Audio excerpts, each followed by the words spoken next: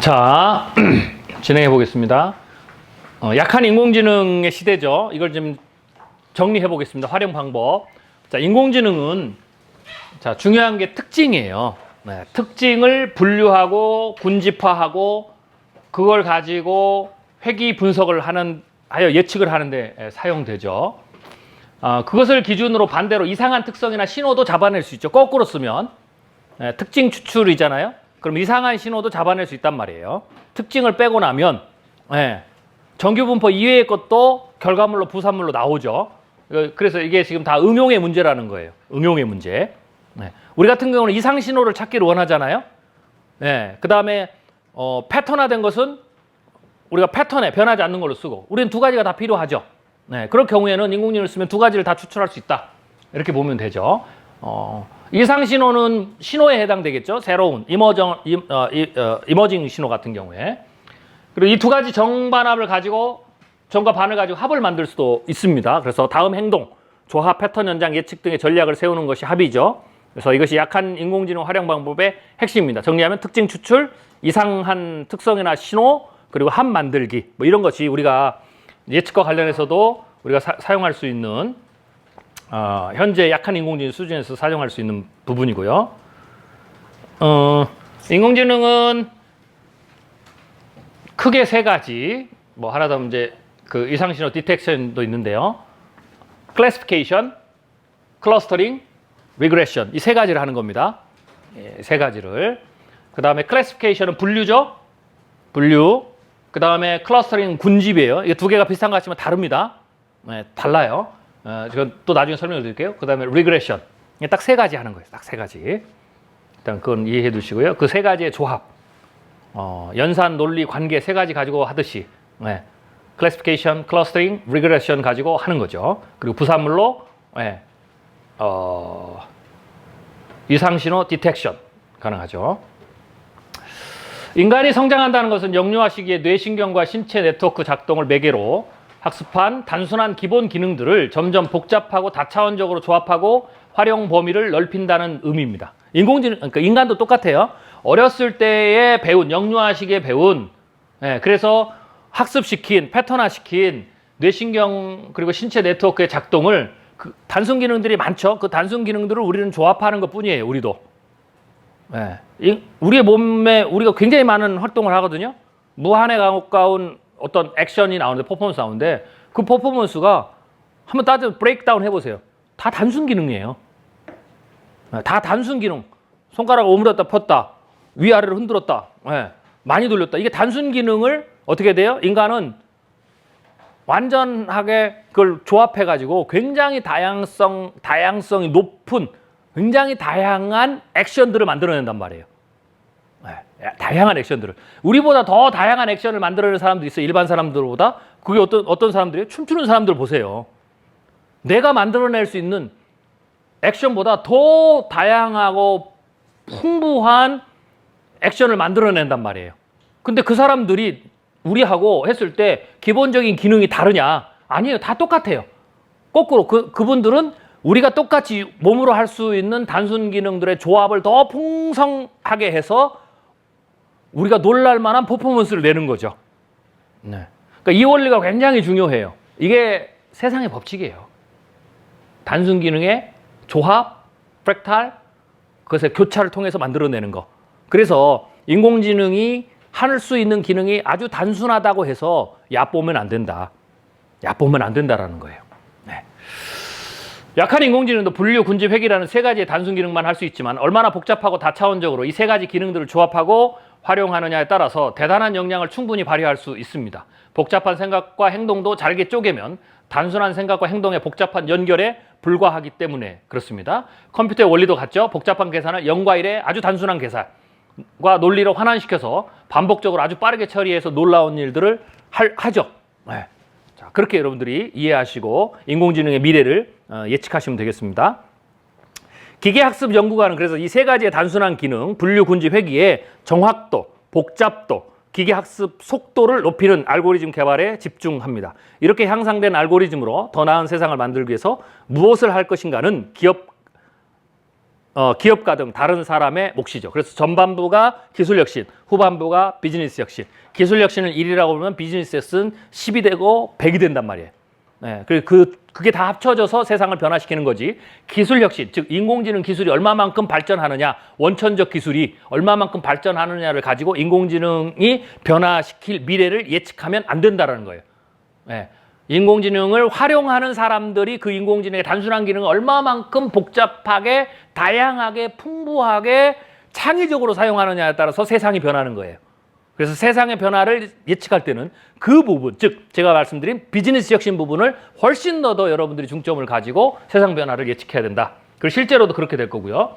자, 기계학습을 나누면 슈퍼바이즈드, 언슈퍼바이즈드, 리인포스먼트, 지도학습, 비지도학습, 강화학습 이렇게 나눠집니다. 이게 이제 슈퍼바이즈드 러닝의 기본적인 구조고요. 언슈퍼바이즈드 러닝, 그 다음에 리인포스 러닝입니다. 강화학습에 이 세 개가 다 다릅니다. 세 개가 다 달라요. 러닝 스펙트럼으로 보면 슈퍼바이즈드 러닝은 왼쪽 하단에 있고요. 언슈퍼바이즈드가 오른쪽 끝단에 있다면 리인포스먼트 강화학습은 이쪽으로 좀 치우쳐요. 조금 치우쳐 있다. 이렇게 이제 보시면 돼요. 자, 그러면 이 부분들을 조금 더 설명하죠. 슈퍼바이즈드 러닝, 지도학습이죠. 분류회계에 주로 많이 쓰인다. 이렇게 보시면 돼요. 분류회계할 때 지도학습이 많이 쓰인다. 클래시피케이션, 분류하는 지금 전부 다 방법들이에요. 예. 글자를 읽어서 디지털화 시키고 디지털 연산으로 처리시켜서 아웃풋으로 다시 리니어하게 그 아날로그적으로 뽑아내요. 그러니까 이건 우리는 이런 게 관심 있죠. 예. 문자 데이터, 숫자 데이터를 읽어서 처리해서 우리가 원하는 예측에 사용하는 그런 부분들이고요. 이제 그거 관련된 지금 이거 다 할 수 있다는 거예요. 그러니까 아이디어 싸움이에요.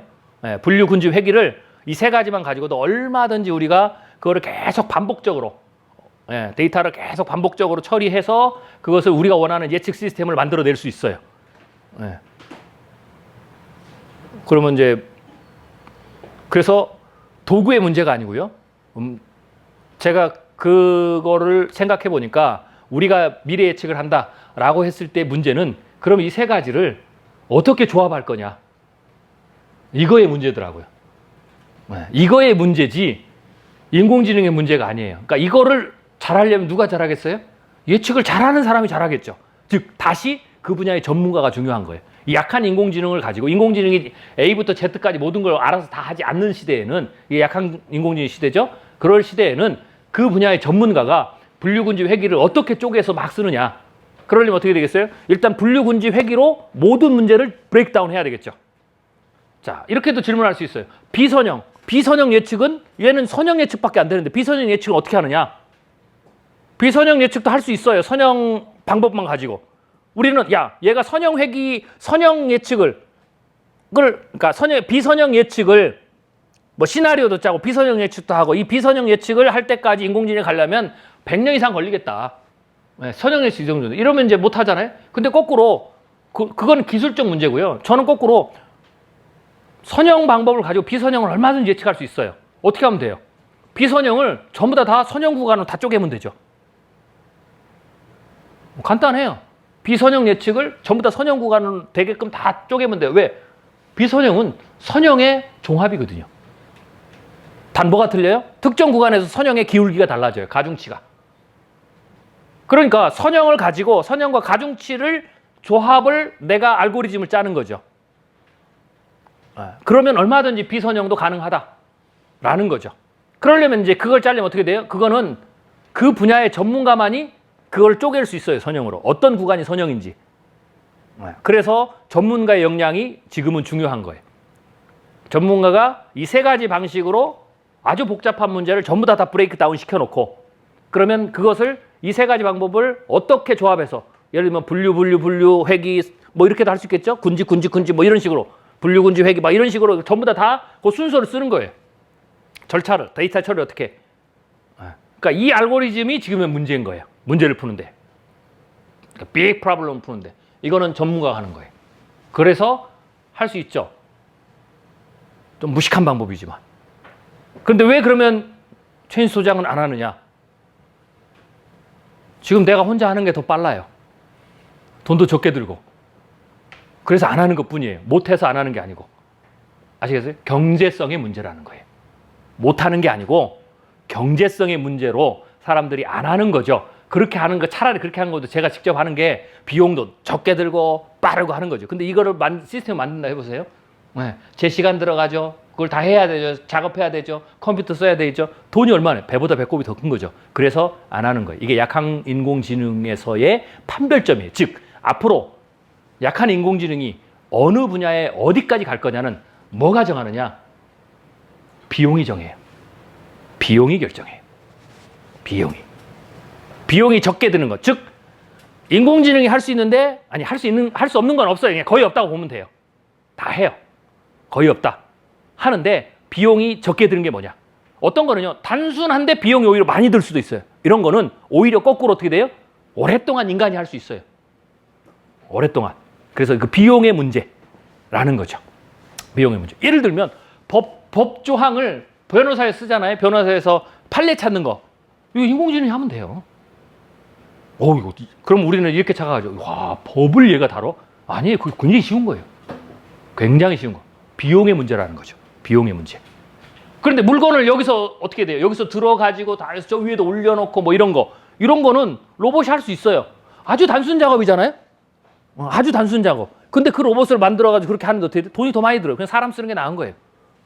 그냥 얹어가지고 바퀴 달려서 쭉쭉쭉 굴러가지고 하는 곳에 집어넣어. 이거는 인공지능이 쉽죠.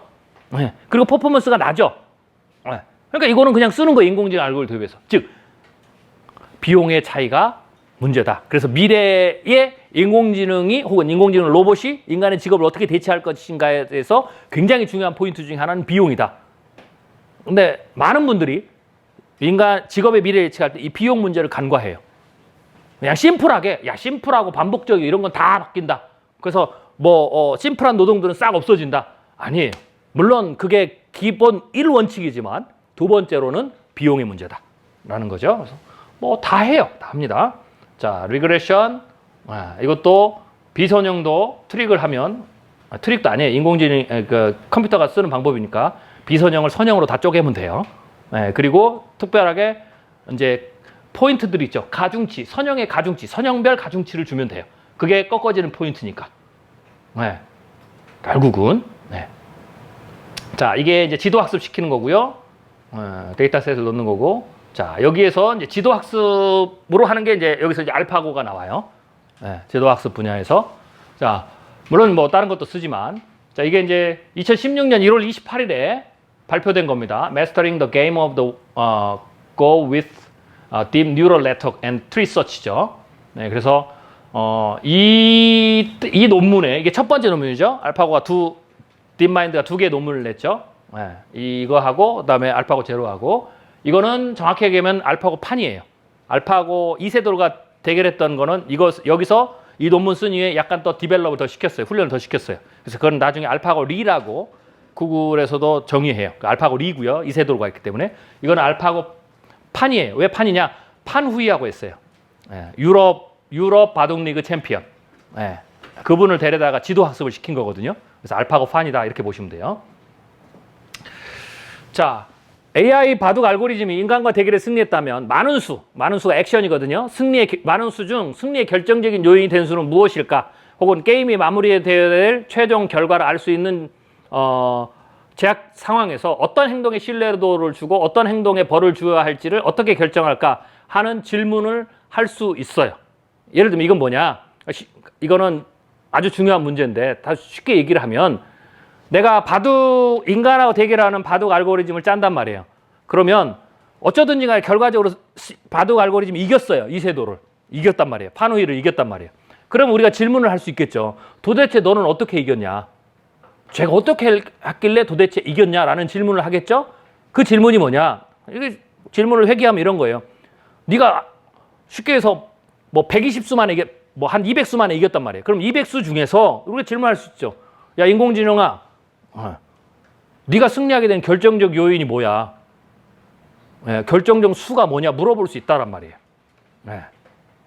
그리고 그것에 의해서 최종 결과가 다 마무리된 이후에 그러면은 200수 중에서 어떤 것은 좋은 행동이니까 상을 주고 야, 이건 잘못 둔 수야. 벌을 줘야 되잖아요. 예. 이런 질문이 있단 말이에요. 그러니까 이런 질문에 대해서 답을 어떻게 내릴 것이냐. 이게 지금 바로 그 문제예요. 자, 이런 문제를 뭐라고 그러느냐. 예. 인공지능 쪽에서는 시간 제약적 신뢰 할당 문제라고 그러는 거예요. 시간 제약적 신뢰 할당 문제. 자, 이 문제를 풀기가 굉장히 어렵단 말이에요. 경우 해서가 훨씬 많아질수록.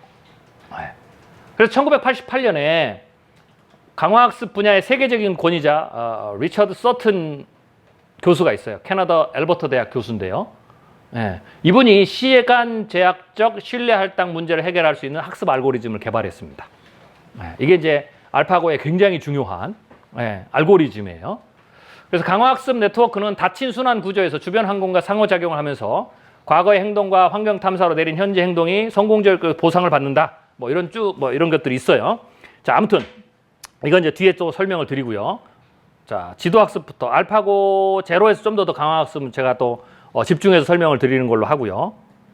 이건 좀 넘어갈게요. 자, 이게 알파고판 네이처지에 실린 그림이에요. 자, 이건 데이비드 실버가 왜 보드게임을 했느냐라는 것에 대한 건데 이건 나중에 넘어가고요. 관심 있는 분들 읽어보시고요. 자, 알파고의 기본 아이디어를만 설명을 드릴게요. 먼저 인간은 앞으로 벌어질 미래에 대해서 모든 경우의 수를 알 수 없죠. 그래서 인간은 어떻게 하느냐. 여러분이 미래예측 배우듯이 이치, 법칙, 확률을 가지고 미래예측과 의사결정을 해요. 그래서 인공지능도 마찬가지예요. 인공지능이 인간보다 강력한 계산을 하지만 인공지능도 미래에 벌어질 모든 일을 전부 다 계산할 수 없어요. 그럼 불가능해요. 그게 불가능하다는 게 뭐냐? 바둑판에 19 곱하기 19의 이 바둑판의 경우의 수가 이 경우의 수조차도 현존하는 슈퍼컴퓨터가 계산을 다 못해요. 이 경우의 수가 몇 개가 되냐? 우주에 인간이 측정 가능한 원자의 수보다 많아요. 그렇기 때문에 인공지능도 이 계산을 못해요. 그럼 계산을 못하면 둘 수가 없잖아요. 왜 다 더 봐가지고 이 수가 좋으냐? 결정을 내렸단 말이에요. 그러니까 이게 계산 자체가 안 되니까 그래서 기존에는 이 보드게임들은 컴퓨터가 안 된다, 인공지능이. 아주 심플한 거죠. 아주 심플한 거예요. 경우의 수가 너무 많아서 아무리 컴퓨터라도 그 경우의 수를 한 수 한 수마다 어떻게 계산하면서 두겠느냐. 이건 불가능하다. 원자보다 많은 수인데 첫 수를 둘 때에도 어떻게 되겠어요? 원자보다 많은 수를 계산을 다 해야 되는데 어떻게 할 거예요? 그 시간이 얼마나 걸려요? 한 수 두고 수십 년 기다려야 될지도 모르는데요. 그래서 이거는 보드게임 자체가 불가능하다. 예를 들면 이렇게 했어요. 뭐하고 비슷한 말 같아요? 야, 현재 인공지능 할 수 있는 게 뭐야? 별것도 없고 아무것도 없어. 이거와 똑같은 거예요. 인간같이 퍼포먼스를 내려면 이게 되겠냐? 그렇죠? 이게 똑같은 발상이에요. 똑같은 질문이고. 그런데 이 딥마인드사가 알파고를 내기 전까지 그랬어요. 야, 체스까지는 어떻게 돼? 그래, 이해할게. 뭐 이렇게 된 거예요. 체스까지는. 체스와 경우의 수가 바둑하고는 경쟁이 안 돼요. 그래서 그러면 어떻게 할까 고민하다가 알파고를 만든 딥마인드사에서 야, 그럼 비즈니스 혁신을 하면 되지. 이렇게 된 거예요. 제 말로. 야, 그럼 뭐 다 검색해? 못하는 건 못하는 거야. 그리고 어떻게 돼요? 얘가 거꾸로, 그렇죠. 할 수 있는 거 갖고 하게끔 해보자. 이기면 되지. 야, 이것만을 이기는 게 중요한 거지. 얘가 경우의 수를 모든 수마다 다 찾아가지고 최적의 수를 찾는, 이게 뭐예요? 완벽한 정답을 찾는 거잖아. 얘 목적은 그게 아니야. 목적은 뭐예요? 인간을 이기면 되는 거지. 그래서 컴퓨터가 할 수 있는, 지금 이 알고리즘, 인공지능, 기계학습이 할 수 있는 알고리즘들을 가지고 추가 알고리즘을 개발한 것도 아니에요. 제가 그랬죠? 이미 있는 걸 갖고 그러면 목표를 간단히 설정하자. 인간을 이기면 되지. 인간을 이기는 수준으로 하면 되지. 우리는 할 수 있는 거 이런 알고리즘밖에 없지. 그래서 그 안에서 방법을 찾기 시작한 거예요. 그래서 나온 결론이 알파고예요. 이게 세상을 놀라게 했죠. 비즈니스 혁신입니다. 이런 게. 그래서 탐색을 어떻게 할래? 다 안 해. 이게 답이에요. 이쪽에서는 야, 다 못하니까 너는 못하는 거야. 이러는데 어떻게 해요? 그래? 다 못해? 그럼 못 만들겠네? 대부분사 이렇게 되는 거예요. 불가능하네? 수백 년 걸리겠네? 양자 컴퓨터 나오면 될까? 뭐 이런 생각을 막 한 거죠. 그 전까지는 불가능해 아마. 그래서 가능하다고 그러면 전부 다 사기꾼이야 막 이러고 있는데 이쪽에서 뭐라 그러냐? 발상의 전환. 그래? 검색 다 안 하면 되지 뭐. 이게 핵심. 그래? 대신 뭐가 있어요? 장점이. 검색 다 안 해도 되는데 예를 들면 야 이세돌보다는 검색 잘할 거 아니야. 걔보다만 잘하면 이기겠네. 그 포인트로 시작을 한 겁니다. 그게 가장 중요한 거예요. 그게 가장 중요한 거. 네. 이게 알파고의 기본 개념을 쭉 설명해 드릴게요. 판을 그대로 읽죠? CNN을 읽어요. 그래서 전부 다 0 있는 건 뭐예요? 1. 0, 1, 0, 1로 다 바꾸는 거죠. 이래야 계산이 되죠. 계산하기 위해서 밖에 있는 상태를 디지털로 바꾸더라. 인식하고 똑같아요. 그래서 이걸 스테이트라고 그래요. 이걸 지금 스테이트. 상태죠. 지금의 상태. 그래서 이제 앞으로 쭉 나오면 이제 스테이트가 계속 중요해요. 스테이트 가운데 막 얘기해요. 특히 강화학습 막 이러면 이게 스테이트다. 그러면 이게 스테이트 1이고 여기에 100이 여기다 도를 뒀어요. 그럼 뭐가 돼요? 스테이트 2. 이게 스테이트 2예요. 상황이 바뀌고 있죠? 네, 상황이 바뀌고 있죠? 자, 이런 식으로 지금 바뀌는 겁니다. 그래서 D1, D2 이런 식으로 바뀌죠? 액션을 하는 거고. 네. 그래서 스테이트가 주어졌을 때, 이 스테이트가 주어졌을 때 알파고는 어떻게 돼요? 베스트 액션을 찾아라. 베스트 액션만 찾으면 되겠죠. 이것도 정확히 어떻게 하면? 인간보다 더 나은 베스트 액션만 찾으면 돼요. 정답이 아니라 인간보다 더 나은 베스트 액션. 이게 이제 핵심이에요. 그래서 주어진 현 상태에서 최종 승리 확률을 높이는 최고의 다음점, 착수점을 찾아내면 됩니다. 자, 그래서 자, 이런 식으로 지금 나가죠. 이건 이제 진행 상황이고요. 자, 그렇지만 이제 문제는 아까 뭐라고 그랬어요? 우주의 원자수보다 많은 경우의 수들 중에서 어떻게 최고의 착점을 찾을까? 어떻게 그 많은 경우의 수를 다 시뮬레이션 할까라는 문제가 생기니까 그것을 우회했죠. 정답이 아니라 인간보다 나은 수를 찾으면 된다. 그러면 인간보다 나은 수는 뭘까요? 어떻게 하면 찾을까요? 인간보다 경험을 더 하면 돼요.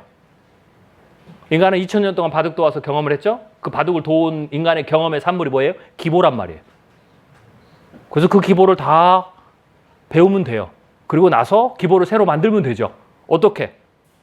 그 기보를 다 배운 인공지능끼리 바둑을 두면 새 기보가 나와요. 그럼 그 기보가 쌓이면 어떻게 돼요? 인간이 경험하지 않았던 경험이 나오죠? 그 경험이 어떻게 돼요? 당연히 인간보다 나은 수를 찾을 수 있죠. 이게 기본적인 개념이다. 그래서 알파고는 기술 혁신이 아니라 개념의 혁신이에요. 비즈니스 발상의 혁신이에요. 이게 비즈니스 아이디어예요. 아이디어에서 승리한 거예요. 아이디어에 승리한 거. 그러니까 여러분들도 아이디어를 만들면 얼마든지 현재의 기술들을 가지고 인간 사회를 놀랄 만한 부분들을 만들어낼 수 있죠. 자, 바둑의 경우수를 볼게요. 이게 19 곱하기 19 바둑의 경우수는 361 팩토리얼이에요. 왜? 19 곱하기 19가 361이죠. 그 다음에는 361개를, 그 다음에 360, 그걸로 359, 이거 전부 다 곱해야 되죠? 그래야 경우의 수가 나와요. 그래서 바둑의 경우의 수는 어떻게 되느냐? 1.41 곱하기 10의 768승. 이 바둑의 경우의 수예요. 컴퓨터로 계산이 안 돼요. 관측 가능한 우주의 원자수가 4 곱하기 10의 79승이에요. 그래서 이게 안 돼요. 넓이 무한, 가치 무한, 깊이 무한.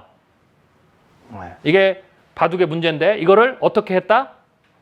필요한 만큼만 찾는다. 그래서 몬테카를로 스트리처치가 필요한 만큼만 찾는 거예요. 필요한 만큼만. 그래서 경우의 수, 알파고의 최대 난제는 경우의 수 문제 풀기, 문제 해결하기라는 거죠.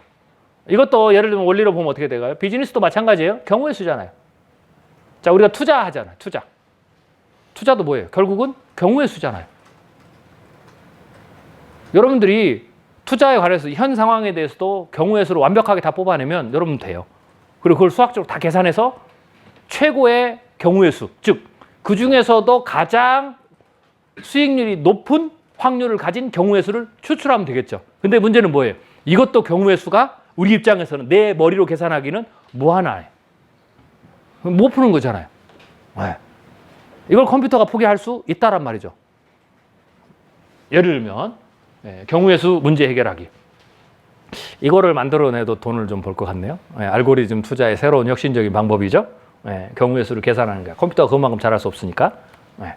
모든 문제 해결 최고의 방법은 무한한 시간 안에서 모든 경우의 수를 전부 끝까지 직접 해서 결과를 다 알아보는 건데 이건 알파고도 불가능하다고 그랬죠. 그래서 알파고의 방법은 야 똑똑하게 탐색하자. 될 만한 곳만 찾아보자. 자, 이게 원리가 똑같아요. 투자를 많이 하고 오래 하시면 워렌 버핏하고 우리를 비교해 봅시다. 차이는 뭘까요? 똑똑하게 탐색하게. 우리도 똑같잖아요. 모든 상황에서 경우의 수를 다 봐서 뭐 예를 들면 미국 주중 전쟁을 한다, 강도를 어떻게 한다, 뭐 달러 강세가 어떻게 된다. 얼마나 변수가 많아요. 그걸 크로스 임팩트를 시켜야 돼요. 자, 바둑은 19 곱하기 19예요. 19개의 변수와 19개의 변수를 크로스오버 하니까 이게 어떻게 돼요? 우주의 원자수보다 많아요. 그럼 우리도 투자하는데 이쪽에 19개 변수, 이쪽에 독립된 19개 변수, 이걸 크로스 임팩트 시키면 어떻게 되겠어요? 경우의 수보다 많아요. 그러니까 우리는 어떻게 돼요? 19 곱하기 19의 경우의 수만 가져도 우리도 계산이 안 된단 말이에요. 그러면 투자에도 그게 꼭 바둑만이 아니에요. 일상생활은 더 힘들어요. 우리에서 벌어지는 일은 변수가 훨씬 많다. 오히려 바둑이 19 곱하기 19가 적은 거예요. 그러니까 우리가 더 많죠. 그러니까 우리가 이게 불가능하다. 이걸 어떻게 코딩으로 하겠어요? 자, 그런데 워렌 버핏도 마찬가지예요. 워렌 버핏도 어떻게 이 모든 경우의 수를 다 핸들링을 하겠어요? 자기가 그래서 그 변수를 다 끄집어내가지고 그걸 다 크로스 임팩트 해가지고 그 경우의 수를 뽑아내겠어요? 못 뽑아내요. 그럼 워렌 버핏은 왜 우리보다 나은 수익률을 낼까요? 오랫동안 우리보다 더 많은 경험과 더 많은 학습을 통해서 어떻게 돼요? 똑똑한 탐색을 하는 거예요. 야, 저거는 저쪽에 있는 경우의 수는 들여다볼 필요가 없어. 저건 무시해도 돼. 뭐 이런 거. 근데 이제 우리는 그런 지식이 없고 경험 없으니까요. 탐색해야 될 때는 무시해버리고 무시해도 되는 데는 탐색을 들어가죠. 요 차이라는 거죠. 똑똑하게 탐색하기. 인간도 똑같다는 말이에요. 그거를 인공지능도 똑같은 방식으로 적용을 했다. 그래서 MCTS, 부분적으로 학습된, 부분 탐색으로 학습된 추정 평균값으로 특정 상태 추정값을 갱신해서 사용하는 방법이 MCTS예요. 몬테카를로스 트리처치. 이게 핵심 기술 중에 하나입니다.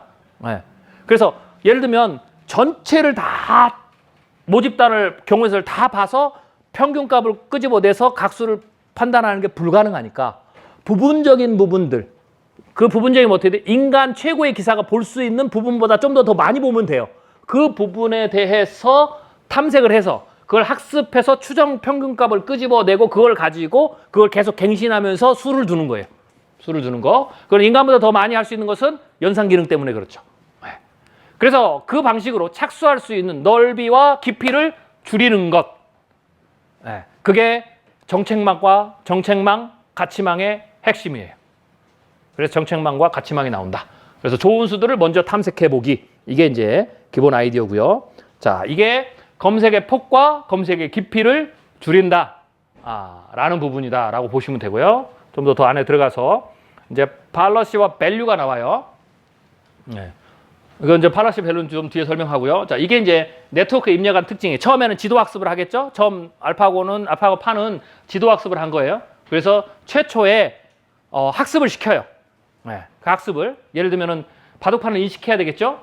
도를 인식해야 되겠죠. 이건 기본적인 거고요. 이거는 알파고 제로에는 기본적으로 이건 들어가 있어요. 왜? 인식은 해야 되니까. 그리고 사냐 죽느냐는 알아야 되겠죠. 그래야 스스로 학습을 하니까. 알파고 제로는 거기까지만 넣은 거고요. 알파고 파는 혹은 리는 그 다음에도 넣은 거예요. 그 다음에도. 자, 뭘 넣느냐? 뭐 이렇게 표현할게요.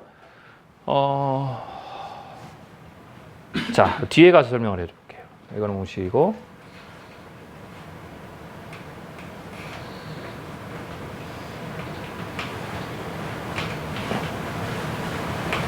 자, 데이터를 어디를 썼냐면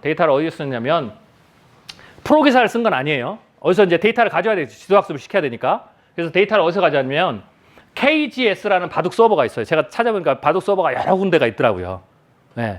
KGS라는 바둑 서버고요. 여기에 인간 아마추어 기사는 뭐 아마추어로 보면 뭐 예를 들면 아마추어 뭐 4, 5단, 뭐 5단에서 한 7단 정도? 아마 제가 그렇게 알고 있는데요. 프로 기사는 아니에요. 아마추어들이 두었던 인간 기보가 있어요. 그 기보를 3천만 수를 갖고 온 거예요. 그대로 긁어왔죠. 그리고 그걸 긁어와가지고 거기에서 좋은 수들, 정석들, 일마들, 뭐 포석들, 뭐 이런 것들을 좋은 수들을 다 끄집어내가지고 처음에 상당 부분을 끄집어내서 학습을 시켰다. 기본적으로 넣었다라고 보면 되고요. 그 다음에 알파고 만든 팀들이 중요한 특징이다. 피처라고 생각하는 바둑의 승리를 위해서 그런 것들 집어넣었습니다. 아무튼 자 그리고 나머지들 가지고 이제 훈련을 시킨 거예요. 자 이건 팔러시 네트워크이고 밸류 네트워크예요.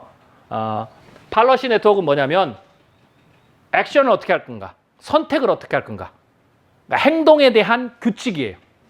행동 규칙을 해야 될 거 아니에요. 여기 왔으면 발을 한 번 내딛었으면 그 다음에 무슨 행동을 할까? 규칙들이 있죠. 그 규칙들을 정리한 거고요. 밸류 네트워크는 현 스테이트에서 이 액션을 취하면 승리할 확률이 얼마나 되느냐. 내가 이 수를 이쪽에다 두면 승리할 확률이 어떻게 되고 이쪽에다 두면 승리할 확률이 어떻게 되냐. 즉 밸류, 그 수에 대한 가치예요. 팔러시는 다음 행동을 어떻게 할 것인가의 규칙이고 그 규칙에 따라서 행동의 범위가 나오겠죠. 그리고 그 범위에서 그 행동이 각각 행동인데 그 각각 행동마다 A라는 행동을 하고 B라는 행동을 하고 C라는 행동을 하면 그 각각의 행동마다 최종적으로 승리를 하는데 얼마나 기여하느냐. 예, 이게 가치죠. 그래서 팔러시 네트워크와 밸류 네트워크 두 개로 나눈다라고 보면 되고요. 이 밸류 네트워크는 승리 확률은 한 개밖에 없죠. 이기느냐 지느냐 이렇게 되는 거고요. 그래서 팔러시 네트워크로 넓이를 줄이고 그 다음에 밸류 네트워크로 깊이를 줄였다 이렇게 보시면 되고요. 저게 작동하는 방식이고요. 자 이렇게 이게 이제 CNN이 바둑판을 지금 읽는 겁니다. 예, CNN이 바둑판을 읽는 거고요. 자 이거 넘어가고요.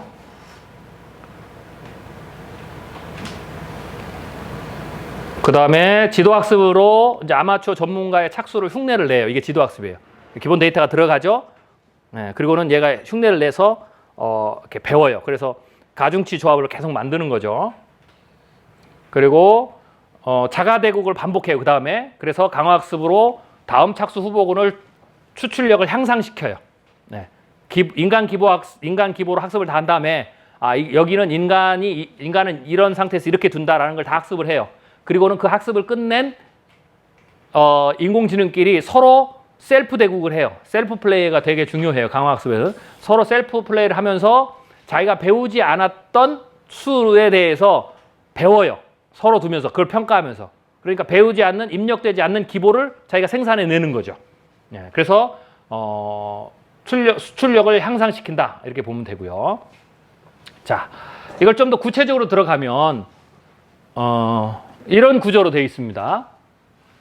롤아웃 팔러시하고 그 다음에 슈퍼바이즈 러닝 팔러시하고 리인포스 러닝 팔러시하고 밸류 네트워크 이제 이렇게 돼 있어요.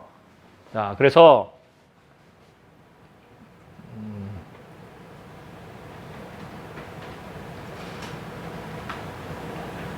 자, 이것부터 하나씩 좀 설명을 하고 넘어갈게요. 이걸 다 일일이 설명하면 힘드니까 핵심 포인트 각각의 개념들만 제가 설명하고 마칠게요. 나머지는 그냥 작동 방식은 다 비슷하니까. 자, 자 이거부터 하죠. 슈퍼바이즈드 러닝, SL을 슈퍼바이즈드 러닝이라고 해요. 지도학습. 지도학습으로 정책은 어떻게 제가 뭐라고 그랬죠? 현 상태에서 어떤 행동을 하느냐에 대한 규칙이죠. 네, 규칙. 네. 그거를 이제 학습을 시키는데 슈퍼바이즈 러닝을 시켰고요. 아마추어 인간 기보 3천만 수로 시켰고요. 자, 네트워크는 13개의 레이어로 가진 CNN을 썼어요. 그래서 클래시피케이션을 학습시켰어요. 클래시피케이션, 분류. 그리고 GPU 50개로 3주간 학습을 시켰습니다. 그래서 인풋은 아까 얘기한 대로 19 곱하기 48. 48은 48차원이 들어갔던 거예요. 이거는 아까 있던 특별히 더 처음에 더 기본 넣었던 특징들이에요. 그리고 GPU 50개로 3주 동안 약 3억 4천만 번 신경망 업데이트를 했어요. 계속 가중치 조정을 3억 4천만 번을 했다는 거죠. 그러니까 제가 다 이제 설명을 드려서 아시 굉장히 무식하게 했는 거예요. 3억 4천만 번을 뭘 했느냐? 이제 이해가 되시죠? 제가 설명 다 했으니까. 여러분이 생각하는 그 무식한 거를 3억 4천만 번을 했다는 거예요. 네. 그래서 훈련 횟수고요. 그랬더니 정확도가 57%까지 올라갔어요. 즉 특정 지점에 착수하는 게 57%의 확률을 가지고 인간과 비슷하게 뒀다는 거예요. 57%까지. 그래서 바둑판 361개 착수점에서 인간처럼 정답을 찾는 확률이 57%에 이거를 이거 57% 너무 낮지 않느냐라고 생각하는데 랜덤 착수로 정답을 맞출 확률과 비교해 보세요. 이거 어마어마한 겁니다. 네, 어마어마한 거죠. 네. 자, 이걸로 정책망을 훈련을 시켰어요. 정책망을. 자, 그 다음에 롤아웃 팔러시가 있는데요. 이거는 이제 팔러시를 다시 롤아웃으로 하는 거죠. 롤아웃 팔러시는 주사위 던지기 정책망 이렇게 보면 돼요. 롤아웃 팔러시를 훈련을 시킨 거예요. 네. 역시 지도학습이고요. 데이터 똑같고요. 네트워크는 이거는 13개 층으로 된 CNN을 했잖아요. 이게 무겁단 말이에요. 13개 층도. 꽤. 그래서 얘는 리니어 소프트맥스라는 걸 썼어요. 쉽게 얘기해서 훨씬 가벼운 걸 썼다. 심플한 거를. 이렇게 생각하시면 돼요. 네. 그래서 네트워크 안에 네트워크 이렇게 보시면 되고요. 인풋은 핸드크래프트 스몰 패턴 피처를 넣었어요. 즉 핸드크래프트 스몰 패턴이라는 것은 인간이 가공을 한 거예요. 네, 인간이. 그래서 그러니까 데이터 처리를 한 거죠. 전 처리를. 그래서 아마추어 기사의 800만 개 이동 정보를 얘가 가지고 왔어요. 근데 네트워크가 소프트하잖아요. 네, 작죠? 그러니까 정확도가 24.2%밖에 안 돼요. 이거는 아주 하드하게 훈련시켜서 57%인데 이것의 절반밖에 안 되잖아요. 정확도는 떨어뜨리는데 대신 속도를 갖기 위한 거예요. 속도를. 그러니까 규칙이잖아요. 지금 팔러시는 뭘 합니까? 내가 이 현재 상태에서 저 사람이 착점을 했는데 그럼 나는 저 사람이 화점에다 착점을 했다는 거예요. 점에다가 한 특정 영역. 그럼 나는 지금 그럼 어디다 두는 게 낫느냐?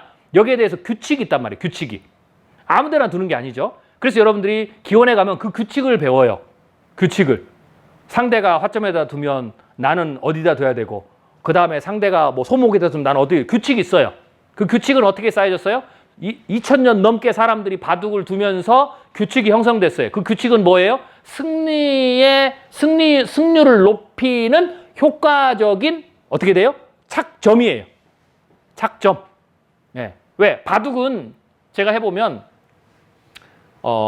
효율이에요. 효율성이 굉장히 중요해요. 돌의 효율성이 바둑의 핵심이에요. 왜? 똑같이 한 수씩 두잖아요. 똑같은 지형 있잖아요. 그러면 이기려면 어떻게 되겠어요? 상대보다 돌도 똑같이 둬요. 상대가 뭐 나보다 세다고 해서 나보다 약하다 해서 상대는 2번 두고 너 2번 두, 나 1번 둘게 뭐 이렇게 두지도 않아요. 물론 점을 깔기도 하지만 한 번 둔단 말이에요. 그럼 똑같은 상황이에요. 바둑판도 똑같고 너는 여기에 둘 수 있고 고수는 여기다 못 두고 뭐 하수는 여기다 다 둘 수 이것도 없어요. 모두가 공평해요. 똑같이 한 번씩 둬요. 그럼 이기려면 어떻게 되겠어요? 똑같이 수를 두니까 내 돌이 어떻게 돼요? 상대 돌보다 효율성이 높아야 되죠. 뭐에? 집을 짓는데. 효율성이 높아야 되죠. 그래서 한 집을 나는데 상대는 4점을 가지고 한 집을 둬요. 효율성이 제일 떨어져요. 그런데 가장 효율성이 높은 거 뭐예요? 코너에다가 딱 2점을 두면 한 집 생기잖아요. 나는 2점을 둬서 한 집을 뒀는데 상대는 4점을 둬서 한 집을 뒀어요. 내가 이기죠. 이길 가능성이 높죠. 그래서 바둑은 효율성이 굉장히 중요해요. 탈출에도 공격에도 전부 다 바둑은 효율성이 핵심이에요. 그러니까 그 효율성을 수천 년 동안 두어보면서 사람들이 알기 시작한 거예요.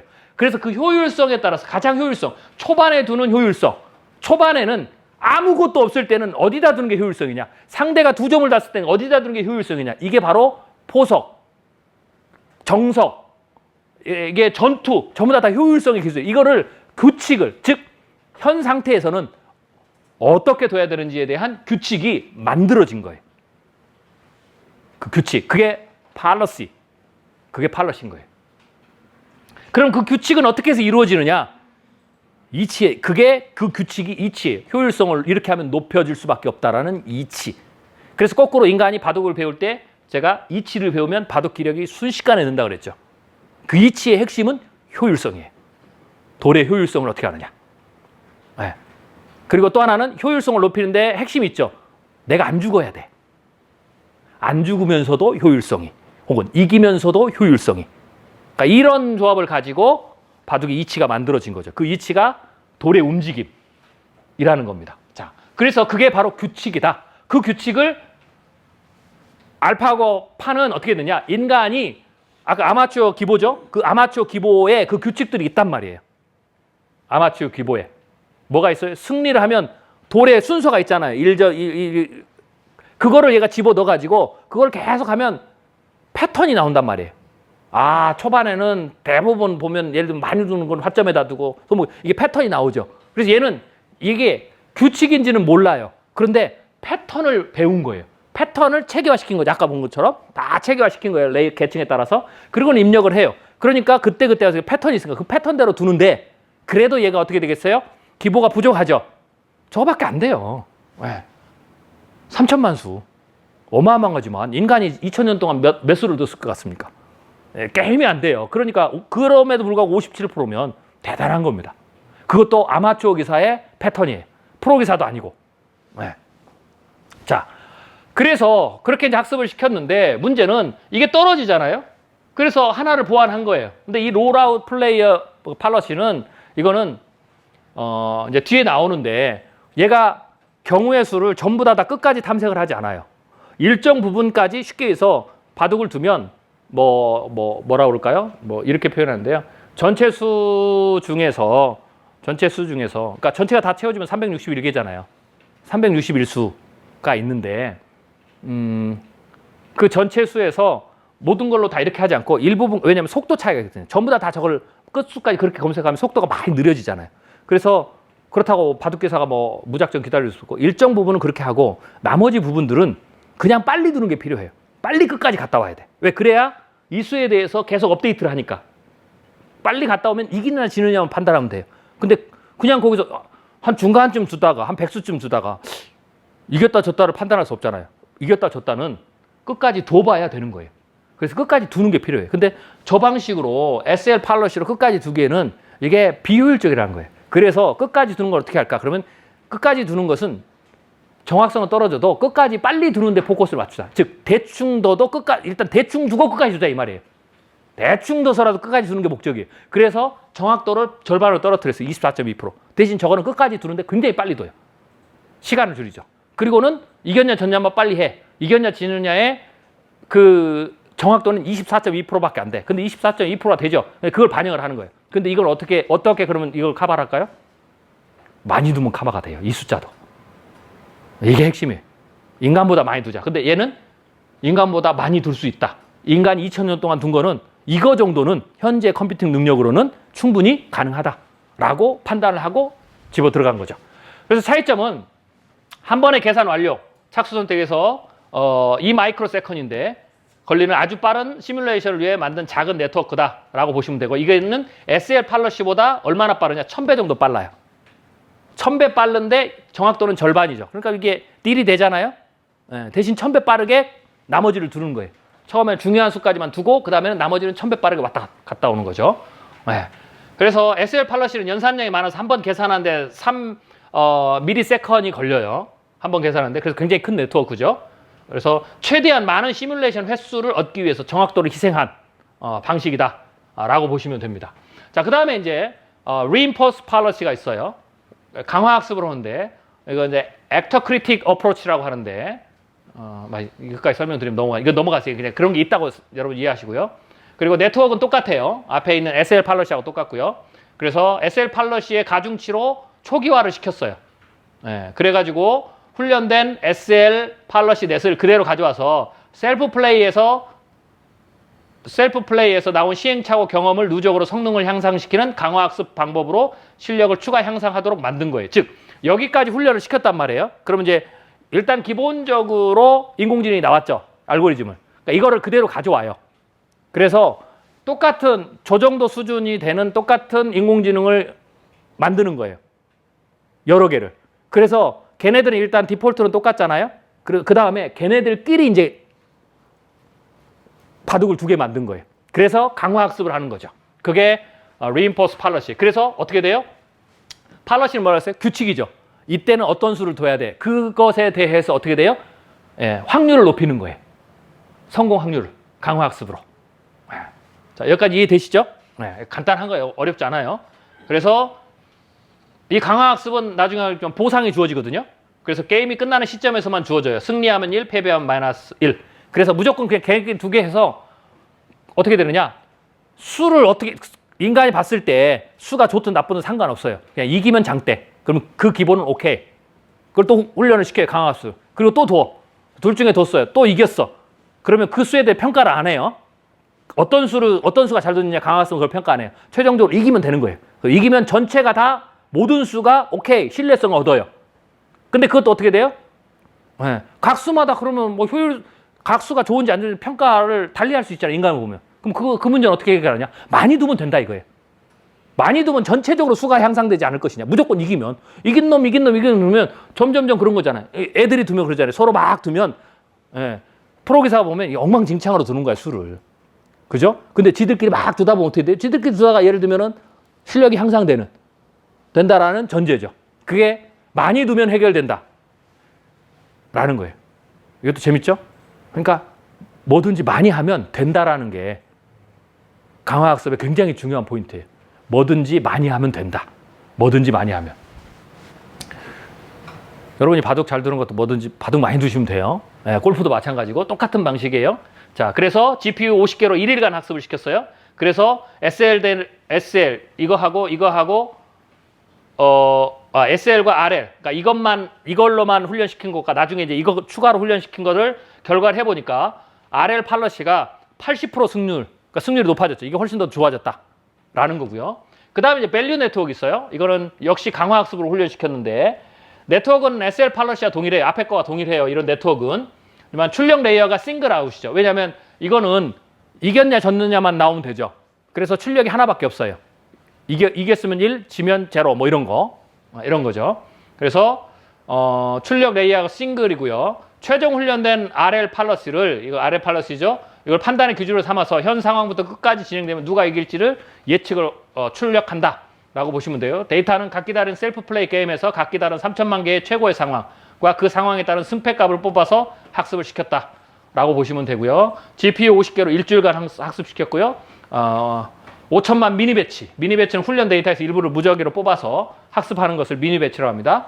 그 방식을 썼다라고 보시면 됩니다. 자, 그리고 여기에 이제 비장의 무기가 MCTS, 몬테카를로 스트릿 탐색을 쓴 거예요. 자, 몬테카를로 스트릿 탐색은 전체 환경을 모두 탐색하기 불가능하고 축적된 데이터가 없어서 행동하기 굉장히 어려울 때 환경의 일부만 탐색해서 얻어진 표본값을 통해 판단력을 높이는 거죠. 판단력을 적당한 수준만 탐색해서 판단력을 높이자. 간단한 거예요. 알파고는 환경이 새로운 상태로 변하면 MCTS로 환경을 선택하기 전에 이전의 시뮬레이션으로부터 높은 평가를 받은 궤적의 초기 부분을 확장하는 방식을 오랫동안 반복을 합니다. 이건 좀 더 뒤에 가서 설명을 해드릴게요. 자, 이걸로 설명을 해드리면 될 것 같아요. 자, 이제 복잡해지죠. 자, 이제 이것만 이해하면 알파고 파는 이해가 끝나요. 자, 그러면 이제 몬테카를로스가 어떻게 하느냐? 아까 슈퍼바이즈하고 강화학습했죠. 그러면 이 슈퍼바이즈하고 강화학습을 할 때 이제 몬테카를로스가 이제 강화학습할 때 쓰는데 자 보시죠. 그러니까 네 가지예요. 셀렉션, 선택, 익스펜션, 확장, 그다음에 이밸루에이션, 시뮬레이션, 그다음에 백업, 보강.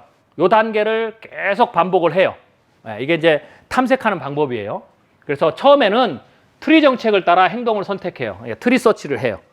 그래서 처음에는 뭐 이것도 Q도 알고 이것도 다 설명해야 되는데 UCC도 설명해야 되는 게 다 그냥 생략할게요. 여러분들 지금은 그냥 일단 구조 마세요. 처음에 트리 구조를 따라서 있는 데이터를 따라서 지금 가요. 그러다가 안 가본 게 있으면 이 트리 구조 안에서 다른 걸 좀 선택을 해봐요. 확장을 하거든요. 익스펜션. 그렇죠? 그러면 선택을 하면 이게 익스펜션 확장 구조로 와요. 확장 구조로. 그래가지고 아까 했듯이 SL에 따라서 팔러시를 쭉 한 다음에 여기서 이제 롤아웃이 나와요. 적당한 수준까지 그렇게 하고 그 다음에 롤아웃을 여기서 어떻게 되느냐? 이렇게 계속해서 가지치기를 해나가면서 탐색을 못 하잖아요. 그 경우가 너무 많으니까. 그러니까 일정 부분만 가지치기를 해서 가요. 그리고 나머지는 그냥 거기서부터 쭉 둬보는 거예요. 끝까지. 이 쭉 둬볼 때 제가 어떻게 롤아웃을 쓴다고 그랬죠. 확률은 떨어뜨리면 빠른 속도로 1000배의 속도로 끝까지 쭉 그런 식으로 둬보는 거예요. 근데 그때도 그냥 두는 게 아니에요. 이게 주사위 던지기. 그러니까 백수까지 뒀어. 그거는 예를 들면 SL 팔러시로 뒀어요. 규칙에 따라서. 이미 훈련된. 근데 100수부터 나머지 361수까지는 둬봐야 될 거 아니에요. 끝까지. 예, 근데 그거를 팔러시로 둘 수 없어요. 그럼 시간이 너무 많이 걸리니까. 그래서 거기서부터는 그냥 빨리 둬보기.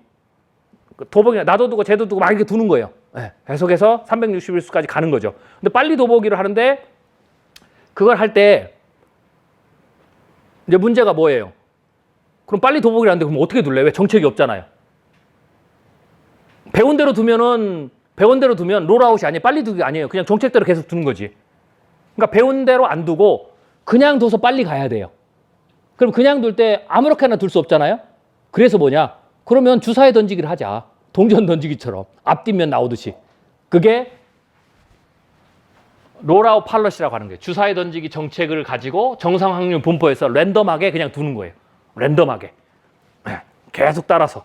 그래가지고 끝까지 둬요. 당연히 어떻게 되겠어요? 승률하려 다르죠. 왜? 인간이 두면 실제로 그렇게 안 둘 거니까. 그렇지만 빨리 둬보는 거에 의해서 효과를 하고 그거를 굉장히 많이 하면 어떻게 돼요? 전체적으로 수준이 향상된다. 이 개념이라고 그랬죠. 그래서 여기서 어떻게 돼요? 시뮬레이션을 해요. 그냥 빨리 둬보기. 그래서 종단까지 시뮬레이션 해보고 새로 확장된 수에 대해서 롤아웃 팔러시를 도출해. 그러면 여기서 수가 나오겠죠? 그럼 이겼잖아요? 그렇죠?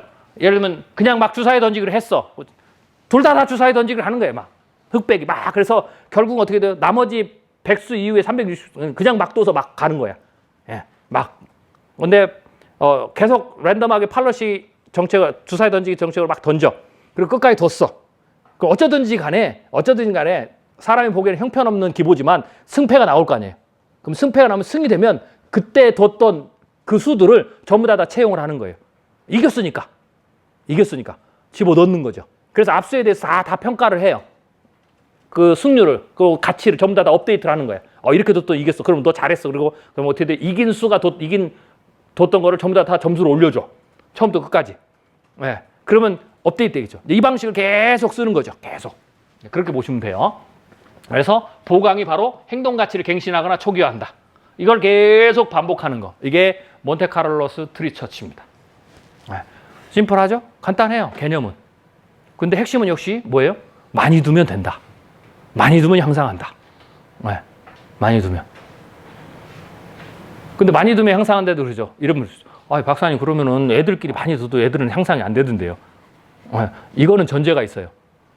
둘수록 서로 조금씩이라도 향상이 되잖아요. 지그재그로. 그러니까 지그재그 방식으로 계속 올라가는 거죠. 지그재그 방식. 애들도 많이 두면 돼요. 근데 왜 사람은 그렇게 많이 둬도 안 되느냐? 사람은 살아생전에 알파고가 1시간 동안 많이 두는 것도 못 둬요. 엄밀히 얘기하면. 그러니까 엄밀히 얘기하면 사람도 앞으로 우리 집에 있는 쌍둥이가 바둑도 하나도 예를 들면 모르는데, 네, 우리 애가 모르는데 앞으로 둘이 앉아가지고 계속 어떻게 돼요? 1000년 동안 두면 얘가 이세돌을 이겨요. 1000년 동안 두면 앉아가지고. 똑같은 원리예요. 인간도 돼요. 근데 인간은 그걸 못하니까 인간이 못하는 걸 누구예요? 인공지능한테 시켜서 우리가 원하는 퍼포먼스를 끄집어내는 거죠. 그러니까 여러분이 못하는 거를 미래 예측을 전혀 못하는 사람이 미래 예측을 1000년 동안 앉아서 막 하면 되는 방식을 여러분이 알면 그걸 인공지능한테 시키면 돼요. 간단한 어프로치죠. 자, 네, 요 정도 하고요. 자, 그래서 그 다음은 그냥 그림만 보여드릴게요. 자, 이건 UCT고 아까 설명 안 했으니까 넘어갈게요. 어려우니까. 자, 이런 식으로 셀렉션, 익스펜션, 시뮬레이션 쭉 던졌죠. 예, 여기서 그냥 무조건 두는 거예요. 그리고 1, 이겼냐, 졌냐, 아웃컴 나오죠. 그럼 이거를 그림으로 하면 이런 식이에요. 처음에는 정책망으로 이렇게 쭉 가죠. 여기까지는 배운 규칙대로. 그 다음에 어떻게 돼요? 이쪽에서는 그냥 쭉 여기만 하죠. 주사위들이. 그리고 끝까지 가는 거예요. 요런 방식. 적당히 어느 수까지는 배운 규칙을 하다가 이렇게 가면 이 얼마나 이게 퍼포먼스가 크겠어요. CPU. 이게 안 돼요. 속도도 많이 들고. 그러니까 적당히 하고 적당히 요 부분 찾았다. 그럼 여기서부터는 그냥 쫙 더 보는 거죠. 이런 식으로. 그리고 승률을 가지고 요 나머지 부분에 대해서 계속 칭찬을 주면서 올라가는 그런 방식이다라고 보시면 되고요. 자, 이거를 수로 표현한 거고요. 자, 이거를 몬테카를로 트리 탐색을 보여드릴게요. 이렇게 가는 거죠. 이런 식으로. 자, 그랬더니 자, 이게 퍼포먼스예요. 자, 이걸 보면 자, 봅시다.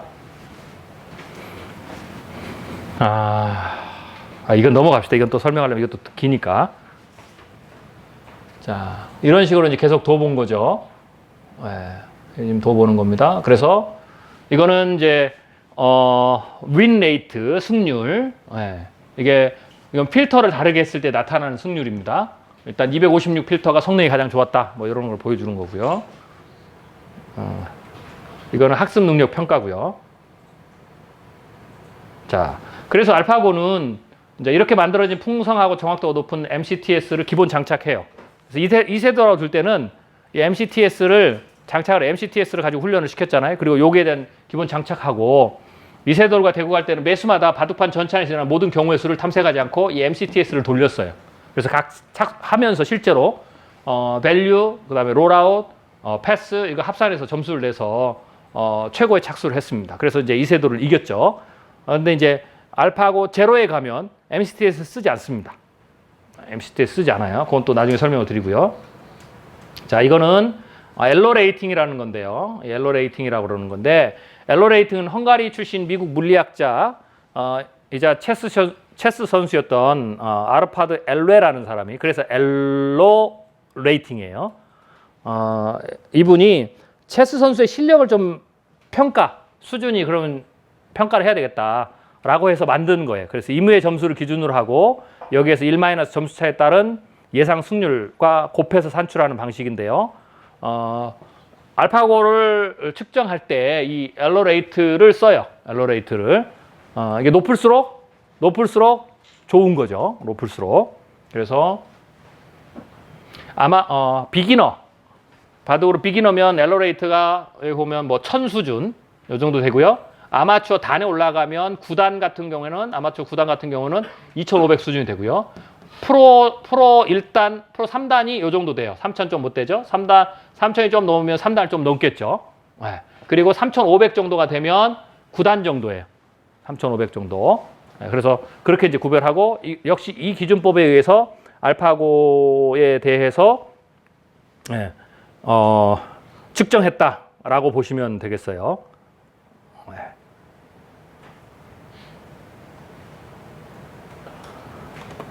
자, AI 실력은 자원과 양에 비례합니다. 해보니까 중국 텐센트의 바둑 AI가 죄이거든요. 그러니까 절에, 우리나라로는 절에라고 하는데 절에는 대국을 한 100억 번 치렀어요. 셀프 대국을 100억 번 정도. 그래서 역량을 키웠고요.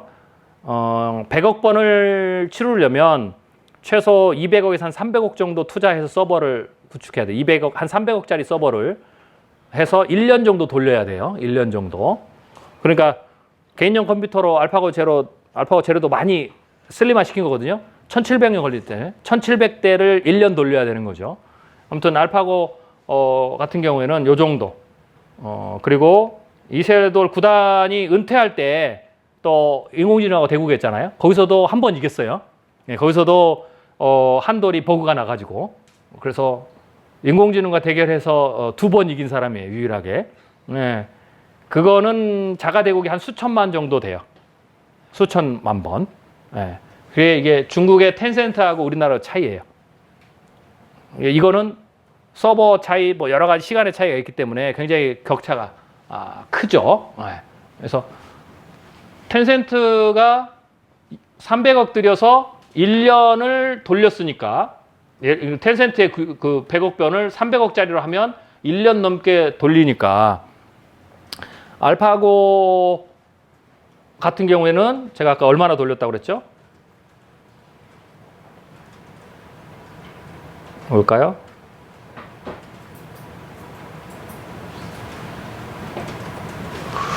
봅시다.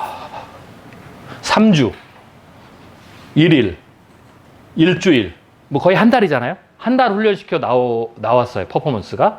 근데 아까 300억짜리 서버로 1년을 돌려야 효과가 나오면, 얘네를 한 달에 돌렸다는 것은 12배 퍼포먼스를 냈다는 거죠. 그럼 서버가 수천억 정도 들여서 돌린 거잖아요. 그래서 돈의 전쟁이에요. 돈의 전쟁. 서버를 보니까 제가 이번에 엔비디아에서 최고의 GPU 칩이 나왔거든요. 이제 인공지능 같은 건 GPU 칩이 굉장히 중요해요. 최고의 GPU 칩이 나왔는데 그 GPU 칩을 몇 개를 달고 그 다음에 최신 코어를 뭐 열 몇 개인가 달아서 서버가 한 세트가 나왔어요. 이게 박스형으로 나오잖아요, 서버가요. 그리고 이제 데크에 그걸 다 끼우잖아요. 여러분 TV에서 보면 서버가 쫙 깔려 있는 것은 막 불빛이 반짝반짝하는 그 데크를 다 끼우는 거거든요. 네. 요 데크 하나가 이번에 보니까 19만 불 하나, 20만 불, 2억 4천 이 데크 하나. 이거를 쫙 일렬로 꽂으면 요거 박스 하나. 그다음에 그 박스가 쫙 있는 게 슈퍼컴퓨터죠. 그럼 2억짜리를 몇 개를 꽂아야 되겠습니까? 네. 300억이라면 300억이라면 2억 5천짜리를 거의 100개 정도 꽂는 거고요. 네. 알파고는 더 많은 걸 거예요. 그래서 그게 슈퍼컴의 차이예요. 그래서 제가 이렇게 하는데요. 자, 한 3천억 들어 서버를 해서 바둑을 돌렸어요. 우리나라 기업에서 누가 그 정도 투자할까요? 3천억을 넣어가지고. 자, 이거는 서버 값이에요. 개발자를 데리고 와야 될 거 아니에요.